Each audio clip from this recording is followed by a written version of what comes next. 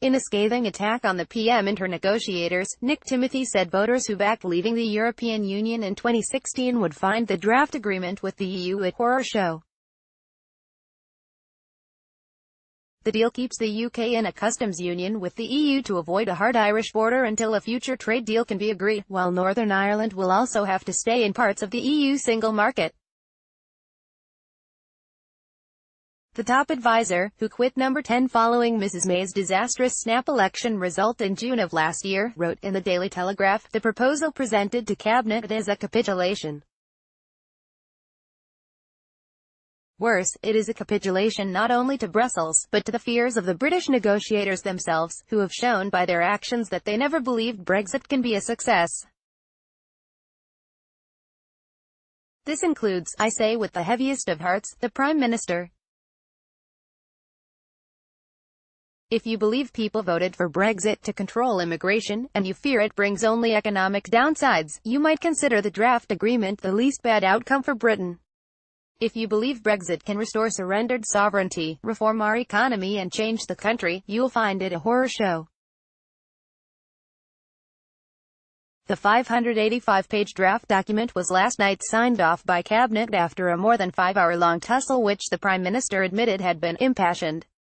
Speaking outside Downing Street, she said, "This deal, which delivers on the vote of the referendum, which brings back control of our money, laws and borders, ends free movement, protects jobs, security and our union, or leave with no deal, or no Brexit at all." However, Brexiteer Work and Pensions Secretary Esther McVey was reported by The Telegraph as on the verge of quitting, after she was shouted down by the Chief Whip and Cabinet Secretary after demanding a vote by ministers on the deal.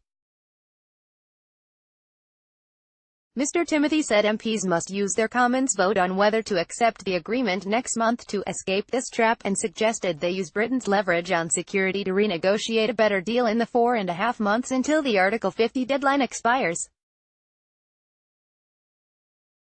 He added that Mrs May had abandoned her original Brexit strategy and had failed to meet the Lancaster House tests she set out before triggering Article 50 in March 2017. And he blasted the concession that Britain could not unilaterally quit the backstop arrangement, designed to keep open the Irish border in the event of no agreement after the transition period. "We will have surrendered the chance to take control of our laws. And we will be forced to make payments to Brussels for the privilege of our access to the single market," he said. Layla Moran, the Liberal Democrat MP and supporter of the pro-EU Best for Britain campaign. Layla Moran MP said of Mr. Timothy had savaged his former boss and has eviscerated her Brexit deal in a single op-ed. Nick Timothy, once famously dubbed her brain, has claimed that she never thought Brexit would even succeed, she said. If true, this is a shocking admission and shows that the Prime Minister has wasted 2 years in an infernal Brexit Groundhog Day.